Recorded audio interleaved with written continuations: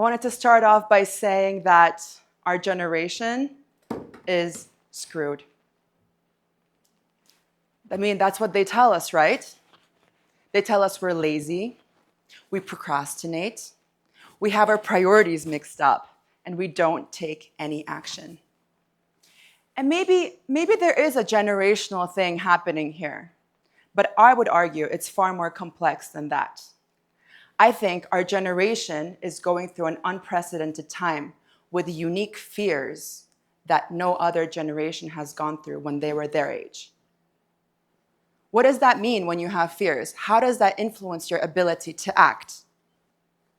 That was the question that I was grappling with.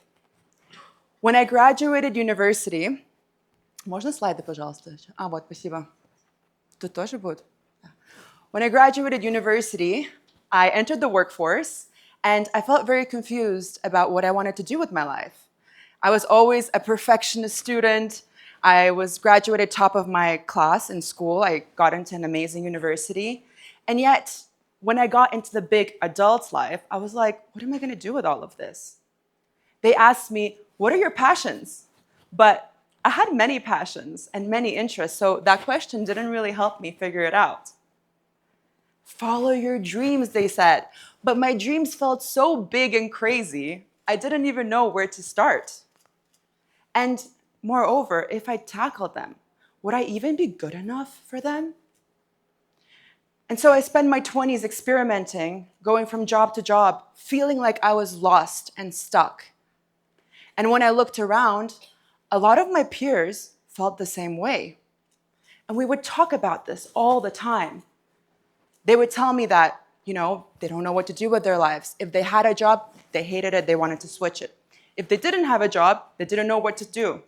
If they had a hunch about what to do, they still felt unsure because they were worried they were going to invest all of this time, money, and effort into something that wouldn't serve them.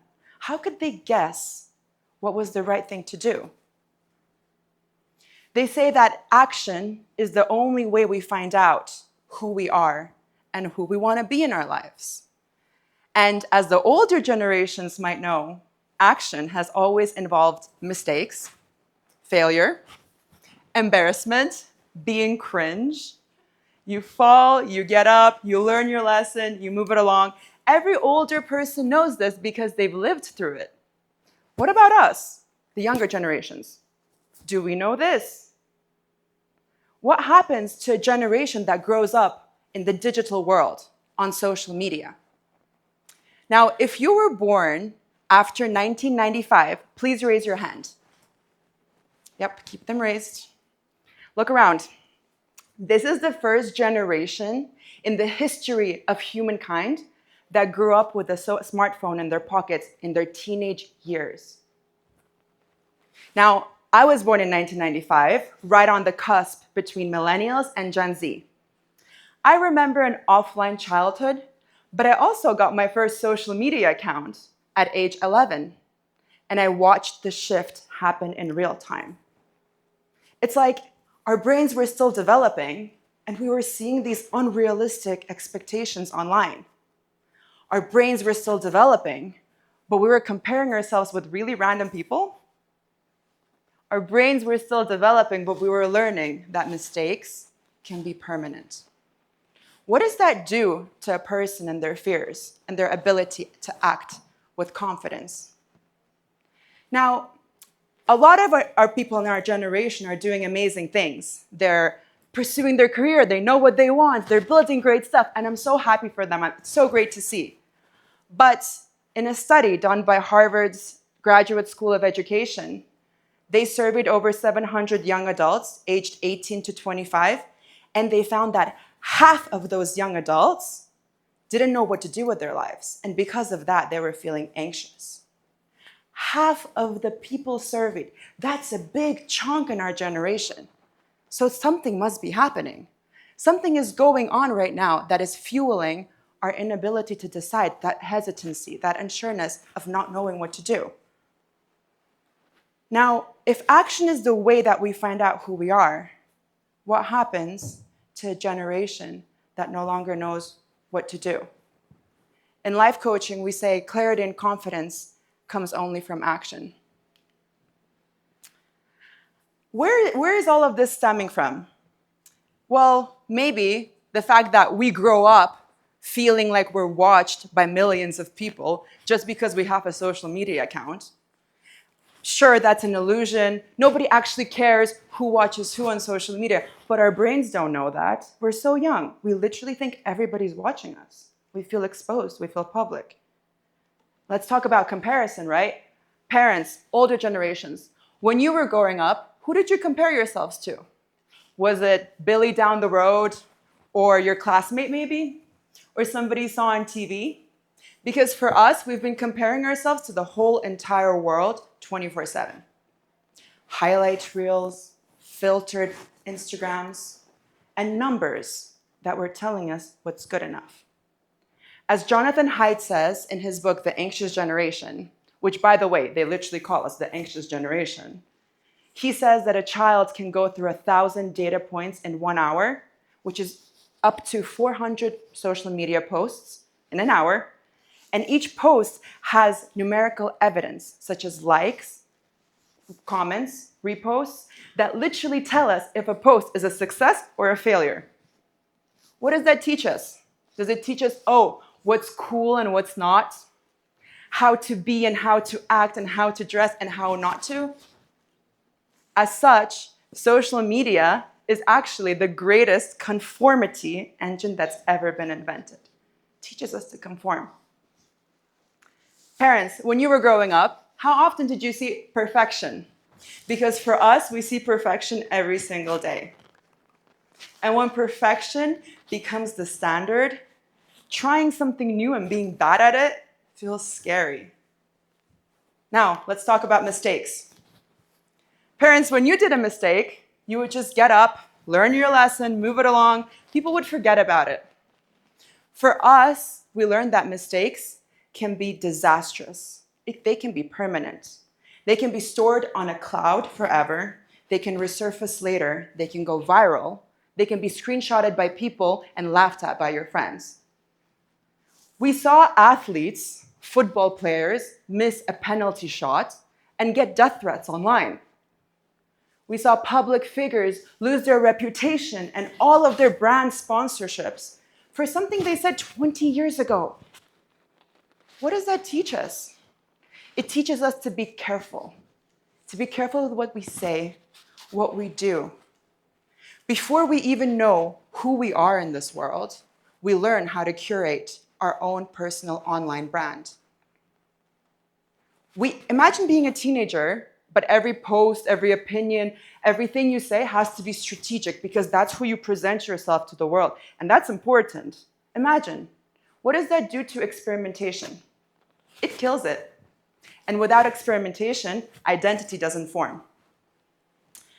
Now, let's layer achievement pressure on top, right? The world is getting increasingly competitive and it's not slowing down. It's really hard to get a job these days for kids. It's hard to get into university. We're told you have to stand out in an ocean of people. You have to do something big and you have to do it early. At the same time, we're watching our phones, we're scrolling, and we see all of these overnight success stories of people who seem to blow up out of nowhere. And we start thinking, wow, if I'm not good enough at this, maybe it's not meant for me. Why try if I'm not going to be great? So we give up before we even attempt the thing. And that's really sad. I included these graphs to show you some mental health statistics done by US national surveys on drug use and health. Something started happening around the year of 2010. As you can see, it's gray. After 2010, there was a big increase in depression among teens. Same with anxiety. What happened in 2010? Funny, that's when everybody born after 1995 hit puberty. That's when they became teenagers. All of a sudden, their anxiety and depression started rising. I wonder if it's because of the way we're growing up. It impacted not only teens, it impacted millennials as well, as you can see, young adults, but it didn't impact people who are older because their brains were stabilized by the way that they grew up. Ours were quite unstable with the way that we were growing up. So when people tell us, just do it, stop being lazy, just get up out of bed, why are you being like this? It doesn't really land with us anymore. It doesn't really resonate. The approach has started to change. We have to adopt new ways of motivate younger kids to overcome their fears, to start doing action.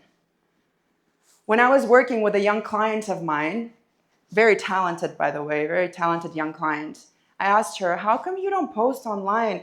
You're singing, you're so good. And she said, I'm afraid of how I'm going to look like if I fail. So she wasn't afraid of failing. She was afraid of how she would look like to others. And that reminded me, when I was starting off with my career, I wrote in my diary, I actually revisited my journal entry in preparation for this talk, and I wrote similar things. I wrote, I'm afraid if I start my dreams, I'm not going to have immediate success. Okay, I'm patient. I'm afraid that if I mess this up, how embarrassed I'm going to feel and what failure will mean about me. Will it mean I'm not good enough? So again, it wasn't about the failure per se. It was about what failure would mean about me and my future. So as I dove into the world of personal development and got certified as a life coach, I attended so many retreats and seminars, read hundreds of books, coached a lot of young people. I realized that the solution is not what is out there right now. Pressure is not the solution for a generation already drowning in pressure. What we need to do is we actually need to strip it back, take it all the way back. We have to lower the stakes. We have to allow us to play again. If I told you guys, nobody is watching you and your results don't matter, nobody will see your results, what would you do? What would you try? What would you build? When we were kids, we would learn about our identities and who we are by playing on the playground, very low stakes. But somewhere along the way, we started treating young adulthood less like a playground and more like a performance. What if we shifted the mindset to, this mistake will define me, to, let me see how this goes. Let me see where this takes me. That shift, that lowering of pressure can change everything. Number 2, failure is of a desperate need of a rebrand. What if I told you you're 10 failures away from your dream success? How quickly would you start failing? You wouldn't be afraid of it, right? You'd literally chase it. Because failure wouldn't mean anything about who you are or what your future is going to be like, where you're going. It would simply mean that you're one step closer. Failure is data. Failure is knowledge. And more importantly, it's evidence that you have the confidence and the resilience to act. We should see failure as an amazing thing. Number 3, belief and identity work. These are some life coaching tools that really helped me. A while ago, I realized, by going to a seminar, I realized that our beliefs are a choice. Beliefs are a choice. I used to think beliefs is something that would happen to us. Like we would go through life and we'd see the world and we'd form our beliefs and we had little control over them and we would live our lives with them. But when I realized you can literally choose what you believe, it changed everything. Because when you change your beliefs, you change your reality. So next time that you think you're not good enough or that the competition is too high or what it will all mean, catch it, turn it on its head and say, I am enough. I am good enough. And keep repeating it until it starts solidifying in your head. In life coaching, we say, what's your new belief and what's one thing you can do today that will confirm this belief in your head? Affirmations, meditation, all of these kinds of tools are really great for influencing your brain to start believing in your new choice.